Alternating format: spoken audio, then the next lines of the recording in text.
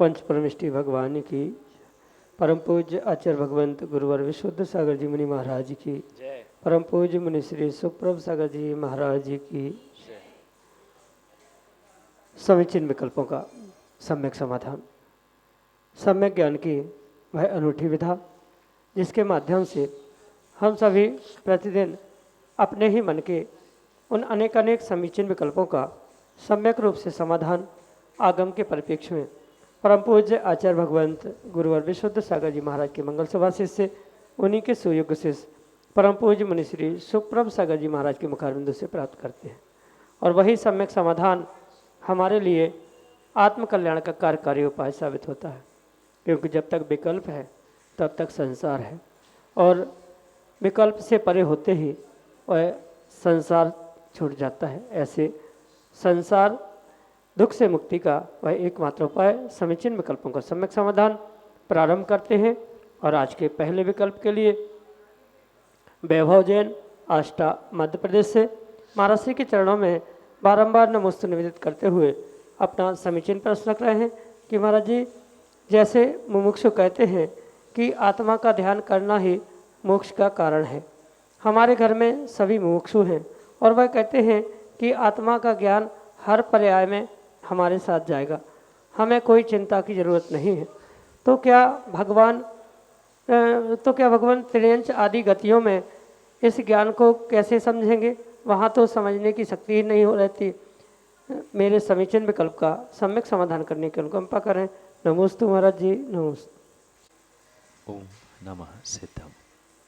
परम पूज्य आचार्य भगवान गुरुवर विशुद्ध सागर जी महाराज के जय। परम पूज्य मुनि श्री सुप्रभ सागर जी महाराज जी की।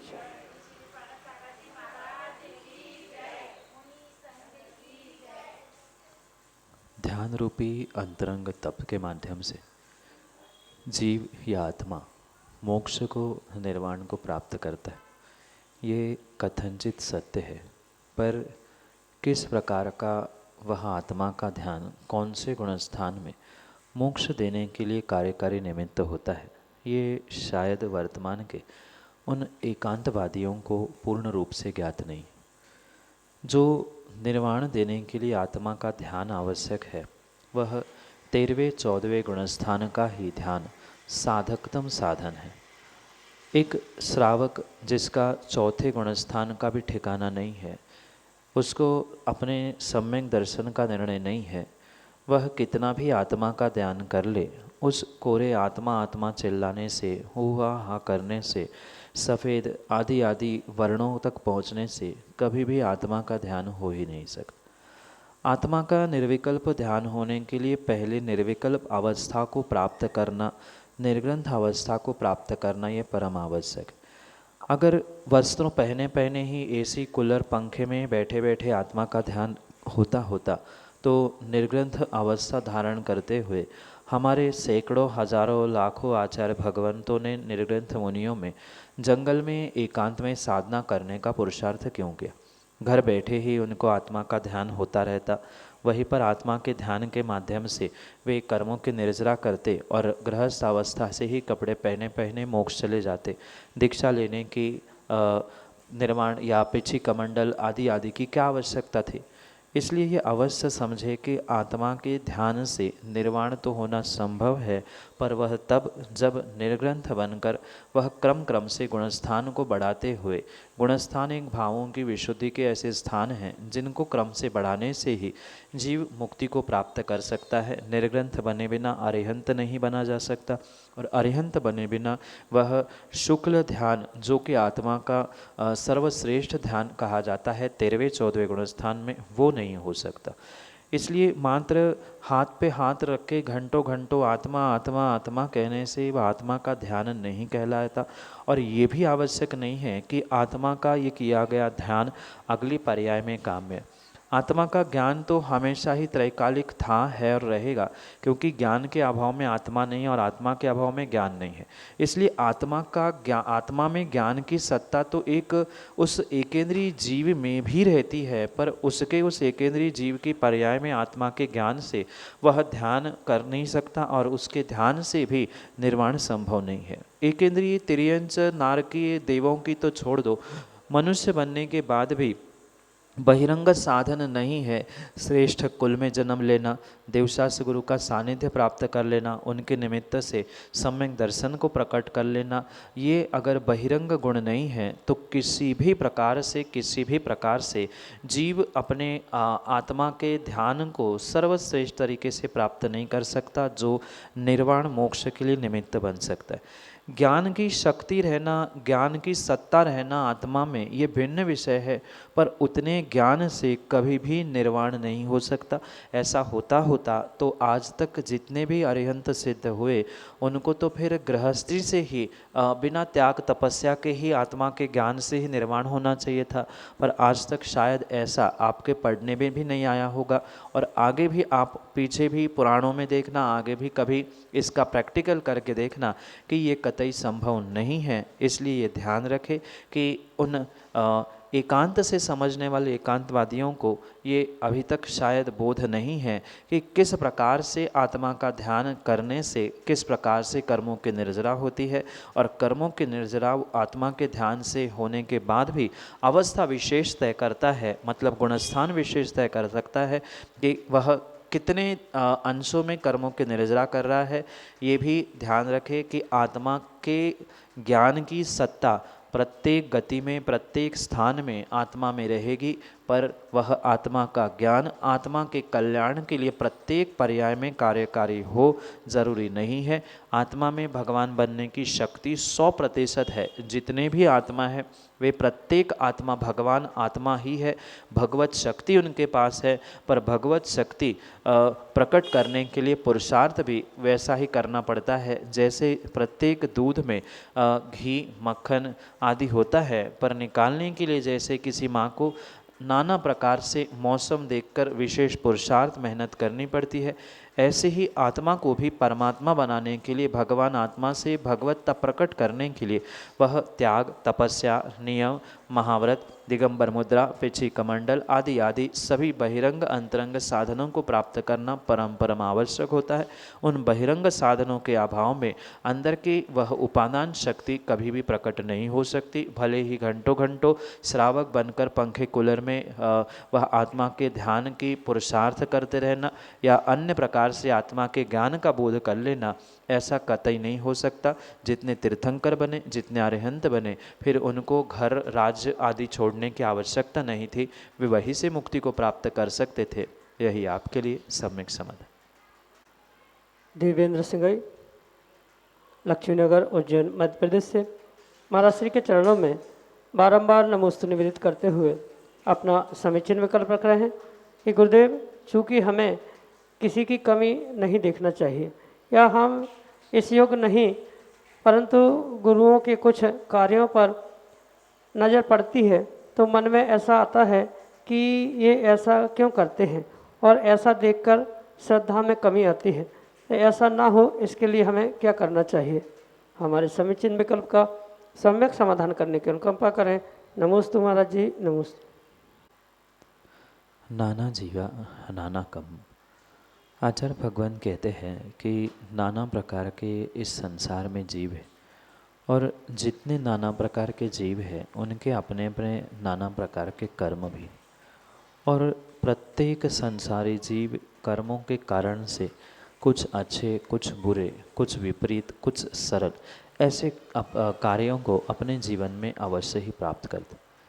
इसलिए ये विकल्प करने की आवश्यकता नहीं है कि कौन कैसा है, या किसी व्यक्ति की किसी उच्च स्थान पर पहुंचने के बाद उसकी जो विपरीतता है उन विपरीतताओं को ना देखते हुए हम उपगुहन, स्थितिकरण, वात्सल्य इन अंगों का पालन करने की एक सम्यक दृष्टि को आवश्यकता होती।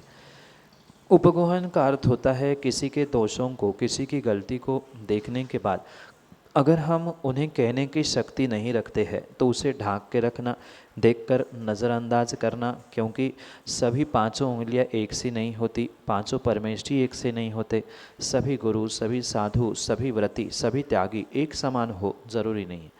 भले ही सबके व्रत समान हैं पर सबकी वृत्ति, सबके तरीके भिन्न भिन्न हो सकते हैं और ये कहीं न कहीं संसारी होने के कारण से, कर्मों से प्रेरित होकर ही कुछ कार्य उनके जीवन में घटित होते।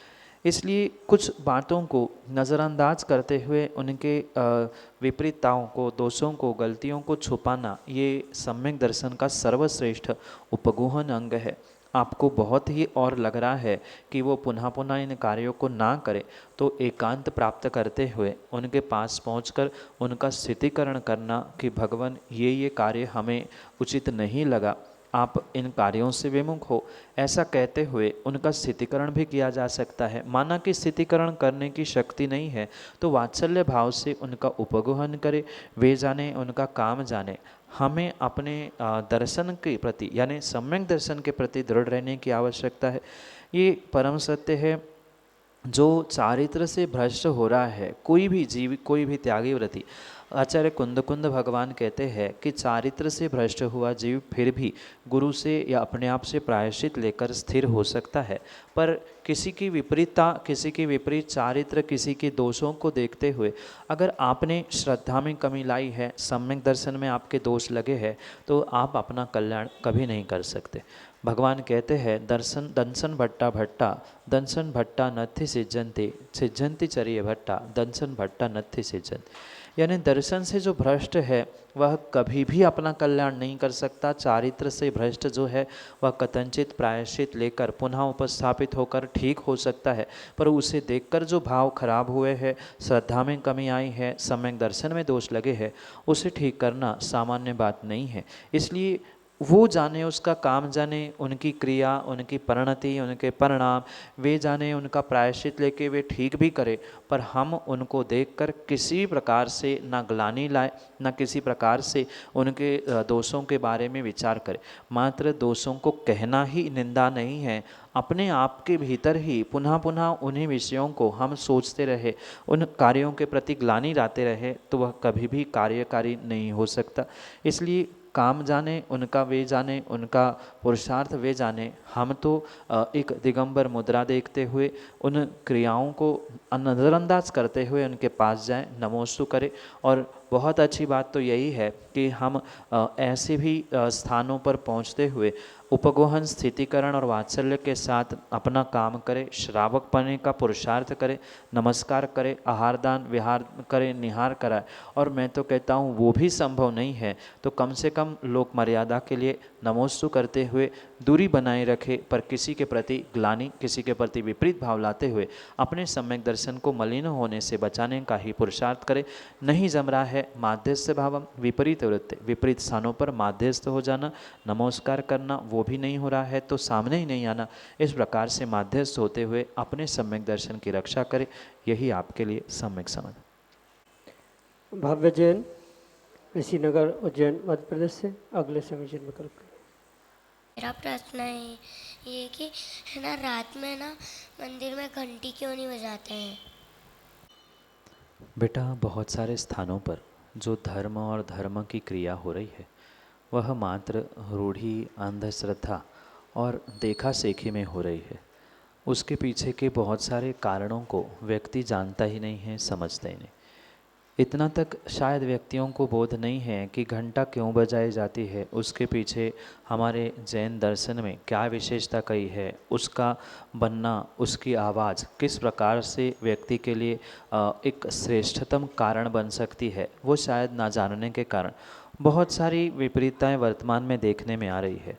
घंटा बजाता है कोई शाम के समय, रात के समय, तो उसे निषेध किया जाता है। भगवान है, घंटा बजाओगे तो हिंसा हो जाएगी।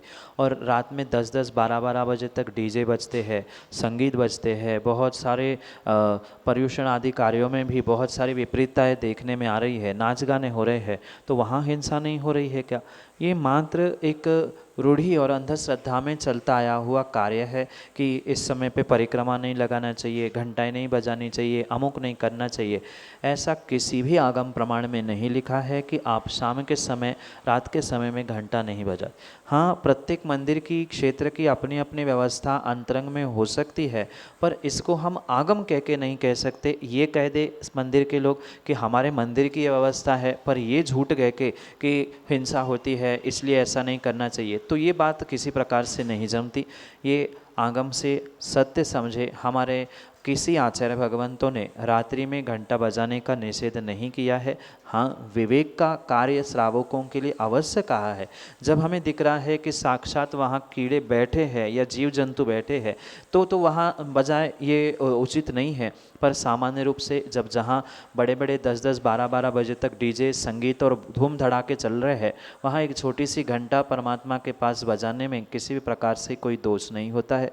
यही आपके लिए सम्यक समाधान। हीरालाल बिलाला अगले समीचीन विकल्प के लिए उज्जैन मध्य प्रदेश से, जो कि इस इंद्रध्वज महामंडल विधान में कुबेर इंद्र के पद को प्राप्त हैं, अगले समीचीन विकल्प के साथ। महाराज जी नमोस्तु, महाराज जी नमोस्तु। महाराज जी, महाराज जी, आपने प्रवचन में कहा कि हम लोग जो है पुण्य की बासी रोटी खा रहे हैं, पिछले जन्म में किए गए पुण्य की बासी रोटी खा रहे हैं, और अभी जो हम काम कर रहे हैं वो मात्र पुण्य का टर्नओवर कर रहे हैं। महाराज जी, हमने सुना है कि पाप का घड़ा तो जब बढ़ता है, कभी कभी पाप का घड़ा बढ़ता है तो फूट ही जाता है, एक दिन फूटता है, तो क्या पुण्य का घड़ा भी कभी भरता है क्या महाराज जी? ये मेरे शंका समाधान आज के। कुबेर जी, पाप का घड़ा ही क्या, एक पानी से भरने वाला मिट्टी का घड़ा भी समय आने पर भर के फूट जाता है, तो फिर पाप और पुण्य के घड़े की कहना ही क्या। ये तो एक चेतावनी के रूप में जीवों को समझाने के लिए कहा जाता है कि तुम पाप अधिक मत करो। अधिक पाप करने से तुम्हारा पाप का घड़ा बढ़ जाएगा और फूटने पर तुम्हें नरक निगोज जैसे दुखदायी योनियों तक पहुंचाने के लिए निमित्त बने। ये मात्र और मात्र उन्हें समझाने के लिए कहा जाता है, पर ऐसा मात्र पुण्य का ही नहीं अपितु पाप का ही नहीं अपितु पुण्य का भी घड़ा भरते हुए फूटने में समय नहीं लगती। जैसे कुछ दिन पहले भी मैं कह रहा था, जब तीव्र व्यक्ति पुण्य को प्राप्त करता है या तीव्र पुण्य के उदय में ही जीव अधिकांश रूप से बहुत बड़े बड़े पाप करता है। एक गरीब भिखारी दरिद्री जिसको शाम के भोजन की व्यवस्था नहीं है, वो कितना भी पाप के बारे में सोच भी लेगा तो भी उसकी हजारों लाखों से ज़्यादा उम्मीदें नहीं होती। वह 2 टाइम का भोजन, एक आध मकान, 2-4 सुंदर कपड़े, इतना ही वो सोच सकता है, क्योंकि जितना उसका पुण्य का दायरा होता है उसकी सोच भी उतनी होती। जितना विशेष पुण्यात्मा होता है वह विशेष भोगों की साधनों के बारे में और विशेष सोचते सोचते जितना अधिक पाप एक पुण्यात्मा करता है उतना अधिक पाप एक पापी व्यक्ति नहीं कर सकता, क्योंकि प्रत्येक व्यक्ति की पुण्य पाप की अपनी अपनी शक्ति, अपनी अपनी सीमाएं हुआ कर। और जब जीव का वह पुण्य का भी घड़ा भर जाता है, यानी वह पुण्य को पुण्य में लगाने की जगह पुण्य को पाप में लगाने का पुरुषार्थ करता है, मतलब लाखों करोड़ों का धन मिलने के बाद भी मात्र भोग उपभोग करना, व्यर्थ कमाना, इसमें ही अपने आप को लगाता है, कभी दान पूजा धर्म आदि कार्य नहीं किए, वह नियम से अपने पुण्य के घड़े को भी भरते हुए फूटते हुए देख लेगा, कोई बड़ी बात नहीं। ऐसा भी तो आपने कई बार देखा होगा, कई स्थानों पे देखा होगा कि अचानक से बहुत कई वर्षों से अच्छी चलने वाली फैक्ट्रियां रातों रात चल के खाक हो गई, दूसरे दिन उनके पास कुछ भी नहीं बचा, पता चला जो बैंक बैलेंस था वो भी बैंक ने रख लिया। ये ऐसे भी दिन देखे हैं जो करोड़पति कुछ घंटों में ही रोड पे आया है। तो यही तो पुण्य का घड़ा फूटा, ऐसा कहा जा सकता है। इसलिए जीव को संभल संभल कर फूक फूक के कदम रखने की आवश्यकता है, चाहे पुण्य हो चाहे पाप हो। अति सर्वत्र वर्जेत, ये समझने की आवश्यकता है। मतलब जहाँ भी अति होगी, चाहे पाप की अति होगी तो घड़ा फूट जाएगा, पानी की अति होगी तो घड़ा फूट जाएगा, या पुण्य की भी अति होगी तो भी पुण्य का घड़ा जीवन में कहीं ना कहीं फूट जाएगा। और जब फूटता है तब हाथ में कुछ भी नहीं बचता। इसलिए फूक फूक कर कदम रखना, सोच सोच कर निर्णय करते हुए आगे बढ़ने की आवश्यकता है। और इसीलिए समय समय पर श्रावकों के आवश्यक कर्तव्यों का परिपालन करते हुए दान, पूजा, स्वाध्याय, तप आदि करने के लिए आचार्य भगवंतों ने प्रेरित किया है। इसीलिए पहले से है, अगर वो पुण्य का घड़ा लबालब भरने से पहले ही थोड़ा सा आपने निकाल कर कहीं डिपॉजिट कर दिया, दान के रूप में, पूजा के रूप में, यात्रा के रूप में, मंदिरों के रूप में, या जैसे भी आवश्यक हो वहाँ दान देते हुए, तो वह पुण्य का घड़ा पूर्ण रूप से भरेगा नहीं, और भरेगा नहीं तो फूटेगा भी नहीं। उसके पहले ही हम द्रव्य अलग कर देंगे तो अपना भी काम बनेगा और पुण्य का घड़ा भी हमें आने वाले समय के लिए अरहंत और सिद्ध बनने के लिए निमित्त बन सकता है। यही आपके लिए सम्यक समाधान। हीरीगंज उज्जैन मध्य प्रदेश से नीतू जैन अगले समीचन में। भगवान, मेरा प्रश्न है कि हमारे इधर पीआर में दीपक से दीपक नहीं जलाने देते थे, बोले कलह के कारण होता है। और यहाँ पे हमने देखा है सब दीपावली पे दीपक से दीपक जला देते हैं, तो क्या करना चाहिए? हमारे यहाँ मोमबत्ती से जलाते हैं उस तरफ बुंदेलखंड में। हमारी मम्मी बोलती थी कि नहीं, दीपक से दीपक जलाते हैं तो घर में अच्छा नहीं होता है। और उसी में एक सेकंड क्वेश्चन है मेरा कि गुरुदेव की आरती करने के ओके ठीक। माँ, जैसे कि मैं अभी कह रहा था, हमारे धर्म की बहुत सारी क्रिया मात्र रूढ़ियों में चल रही है, उसके पीछे कोई भी तथ्य, कोई भी सत्य है ही नहीं है।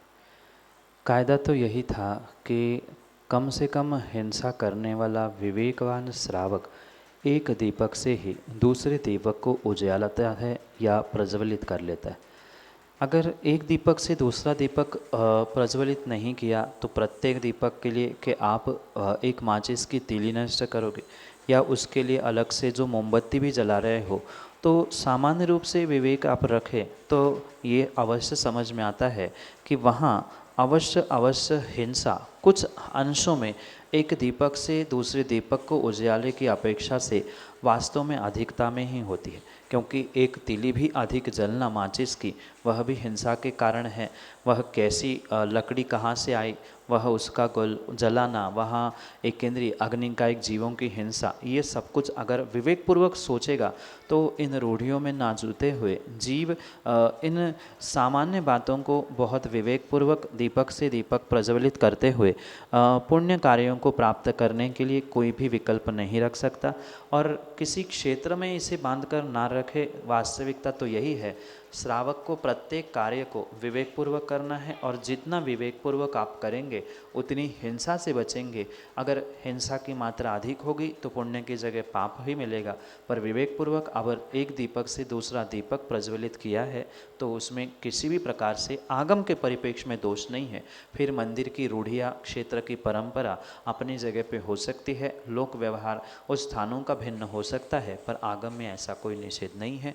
यही आपके लिए सम्यक समाधान। भव्य बड़जात्या उज्जैन मध्य प्रदेश से अगले समीचन में।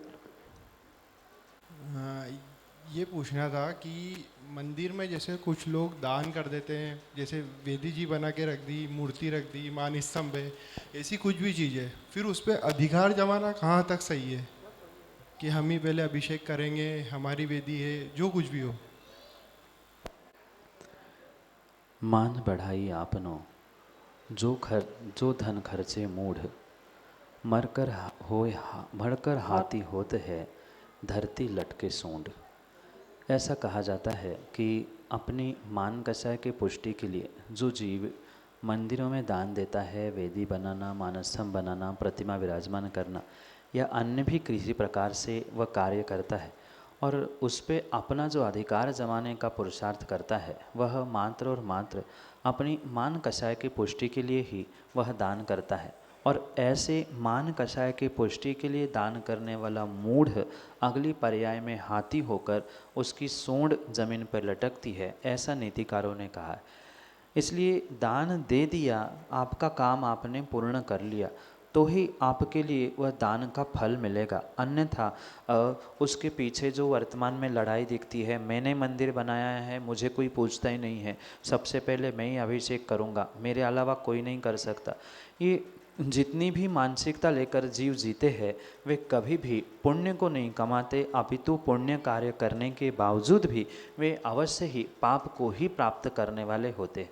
मान कसाय की पुष्टि के लिए कोई भी कार्य हो, चाहे दान हो, चाहे पूजा हो, चाहे धर्म हो, ये मात्र और मात्र त्रियंच पर्याय को ही देने के लिए निमित्त हो सकते हैं। वर्तमान में तो उनका करना उचित है ही नहीं, पर अगली पर्याय में भी वे त्रियंच बनकर ही उस पुण्य के उदय को प्राप्त करेंगे। जैसे दान दिया था, इसलिए उन्होंने सर्वश्रेष्ठ बहुत उत्कृष्ट काया हाथी जैसी प्राप्त की, जिसे लोग सम्मान से देखते हैं, जिसकी पूजा आरती करते हैं।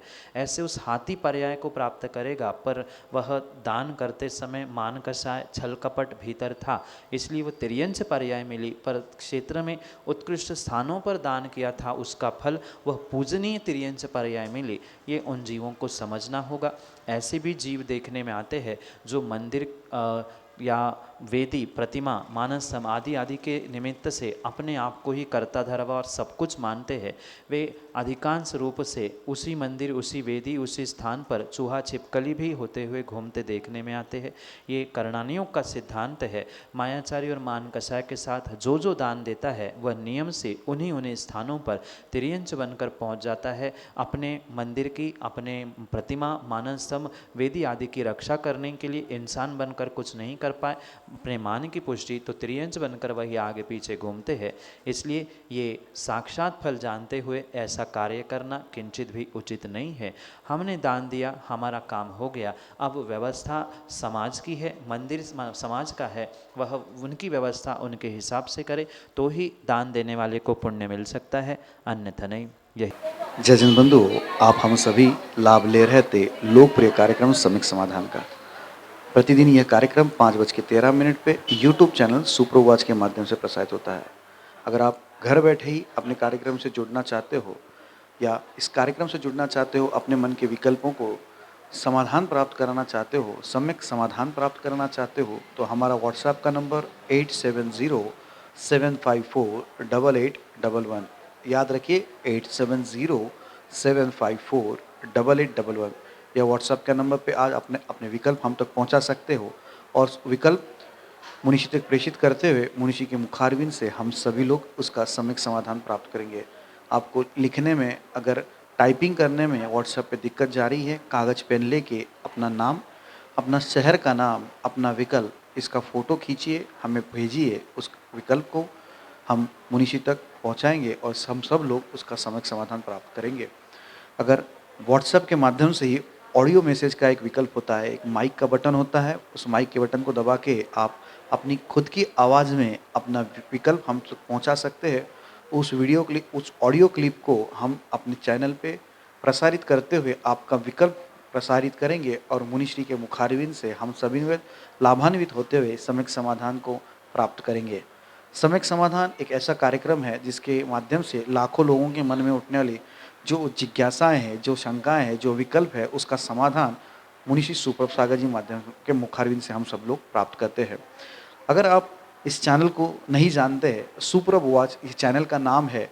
सुप्रभ सागर जी महाराज जी का नाम सुप्रभ उवाच, कितना सिंपल और स्वीट। सुप्रभ उवाच, जो वाणी होती है उसको हम उवाच भी कहते हैं। एक अच्छे तरीके से, या अगर हम कहते गरिमापूर्ण शब्द किसी वाणी का है तो वो उवाच है। तो वाणी, उवाच, सुप्रभ की वाणी, सुप्रभ का उवाच, सुप्रभ उवाच, यह हमारा यूट्यूब चैनल है।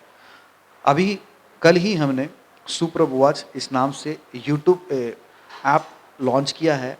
एंड्रॉयड पे यह ऐप चलेगा। आप प्ले स्टोर के माध्यम से सुप्रभ उवाच सर्च करें और उसके माध्यम से आप अपने विकल्पों का समाधान, जो सम्यक समाधान है, ये कार्यक्रम सुन सकते हैं। मुनिश्री की अन्य जानकारी जैसे लाइव लोकेशन, आने वाले पंचकल्याणक, आने वाले विधान कार्यक्रम आदि आदि की जानकारी आपको एक ही अम्ब्रेला के नीचे, एक छत के नीचे, मतलब एक ऐप के माध्यम से आपको प्राप्त हो सकती है।